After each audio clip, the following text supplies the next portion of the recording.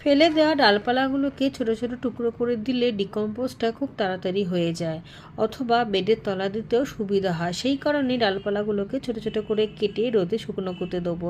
এর আগেও এক ঝুড়ি এরকম ডালপালা কিন্তু আমি রোদে শুকনো করতে দিয়েছি, যেটা কদিন আগে বাগান পরিষ্কার করার জন্য আমি রেডি করে রেখে দিয়েছিলাম। কয়েকটা মূলও তুলে নিয়েছি, সাথে পইমিটিলিও তুলে নিয়েছি।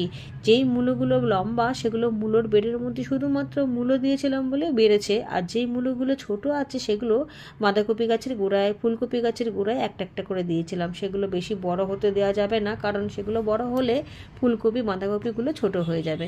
সেই কারণে ছোট অবস্থাতেই তুলে নিয়েছি। এই দেখুন, দুটো ছোট ছোট, আর যেটা বড় সেটা হচ্ছে আলাদাভাবে মূলোর বেডেই হয়েছিল। সাথে খানিকটা শিমও তুলে নিয়েছি। আর এখানেই বাগানে একবার দুবার করে জলে ধুয়ে নিয়েছি। জলে ধুয়ে নিলে সেই জলটা গাছেও ব্যবহার হয়ে যাবে এবং মাটি ফাটিগুলো গাছের গোড়াতেই রয়ে যাবে।